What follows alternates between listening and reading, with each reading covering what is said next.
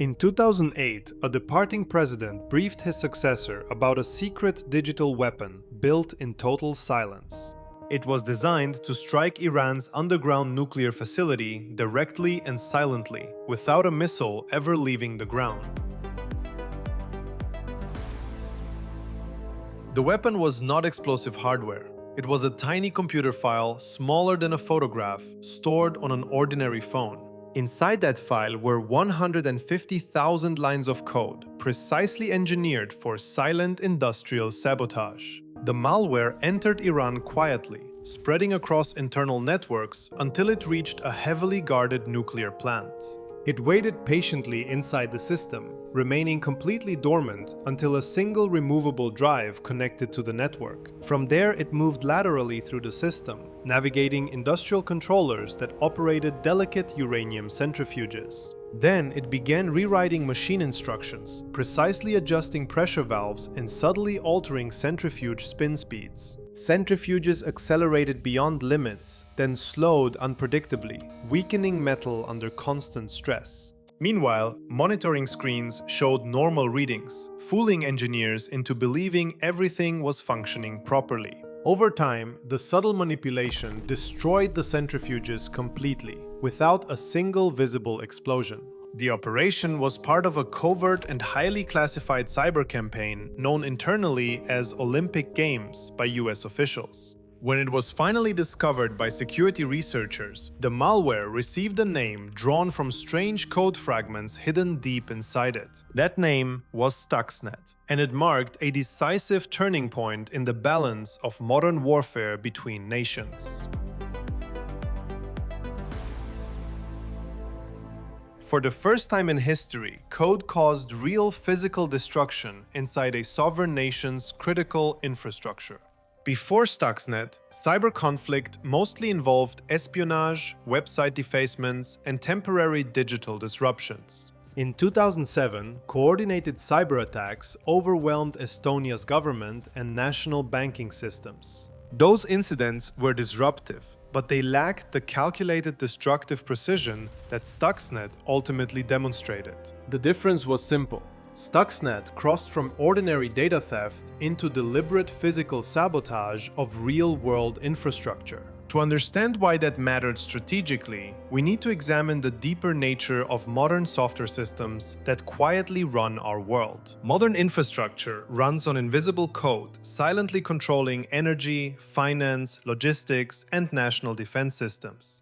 Developers design systems like fortified castles, carefully guarded by passwords and multiple layered access controls. But even complex digital castles inevitably contain hidden flaws and subtle structural weaknesses within their walls. These weaknesses are called vulnerabilities, hidden openings that determined attackers can discover and exploit. The most dangerous of them is known as a zero-day exploit in cybersecurity circles, and it terrifies developers. Zero-day means developers have absolutely 0 days of warning before the attack begins inside their systems.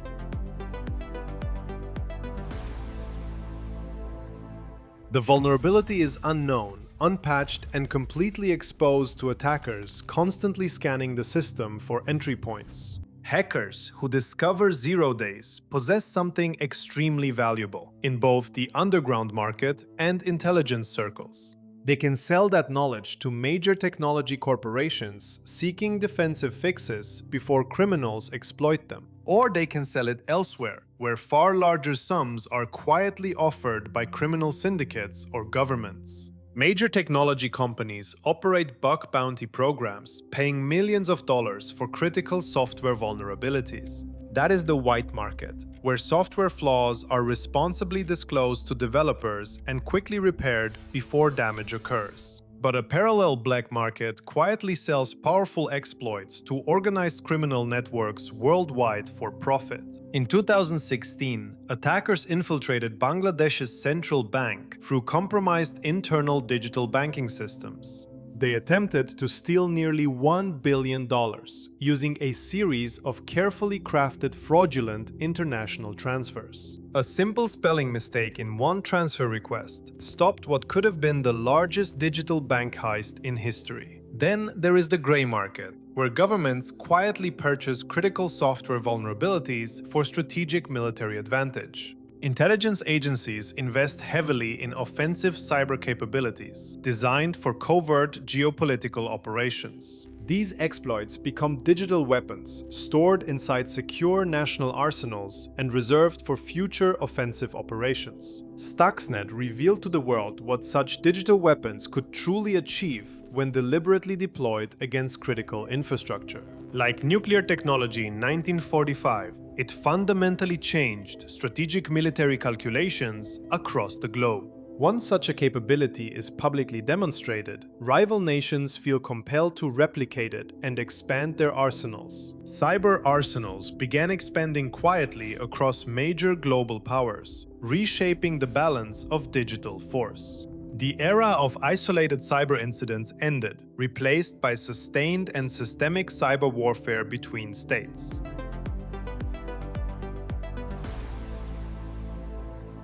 From this point forward, escalation accelerated as nations invested deeper into offensive cyber strategies. In 2015, Russian-linked hackers successfully shut down significant parts of Ukraine's national electrical grid. Operators remotely triggered substations, cutting power to hundreds of thousands of civilians across multiple cities in the middle of winter. It proved that cyber tools could disable essential civilian infrastructure on a national scale, even without a single shot being fired. Then, in 2016, another major shock emerged from deep within the United States intelligence and defense establishment. A mysterious group calling itself the Shadow Brokers suddenly leaked a cache of highly classified cyber weapons. They claimed the leaked weapons belonged to the United States National Security Agency, better known as the NSA.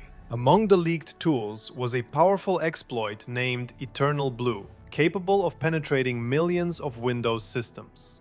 That exploit functioned as a universal digital master key, unlocking vulnerable Windows systems across the globe simultaneously.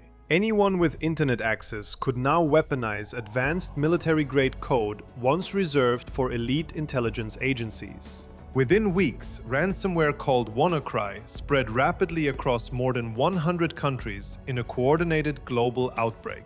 Hospitals, rail networks, and public agencies were forced offline as critical systems suddenly locked under ransomware control. An accidental discovery of a hidden kill switch prevented what could have become a far deeper global infrastructure catastrophe. But the message was unmistakable. Leaked cyber weapons could spiral globally and destabilize national economies. Then came NotPetya, deployed against Ukraine in 2017 as a supposedly targeted military cyber operation. This attack spread uncontrollably, crippling multinational corporations and critical supply chains far beyond its original target. Global shipping operations halted abruptly as corporate servers across multiple continents went dark overnight. Logistics networks froze completely, halting global cargo movement and disrupting critical financial transactions worldwide. Economic damage reached billions of dollars within days of the outbreak, spreading financial shockwaves across global markets. Unlike missiles, cyber attacks allow plausible deniability and blur the line between war and covert sabotage. Attribution becomes uncertain, and retaliation becomes politically complicated in a world of hidden digital actors. This strategic ambiguity reshapes deterrence between rival states, altering how power is calculated in the digital age. Today, analysts suspect major powers already inhabit each other's networks, quietly mapping critical infrastructure from within. Malware may lie dormant inside critical infrastructure, preserved as strategic leverage during periods of rising geopolitical tension. The goal is not constant destruction, but sustained strategic influence over rivals without triggering open warfare. Frequent small intrusions signal capability and resolve, without triggering a direct and overt military confrontation. Cyber conflict becomes sustained psychological pressure rather than open battlefield confrontation between rival states. This mirrors nuclear deterrence, invisible yet constantly implied through the silent presence of destructive capability. Power lies in the knowledge that entire national systems could be disabled instantly at the press of a digital trigger. The battlefield now includes power grids, elections, hospitals, supply chains, and the digital networks that hold societies together.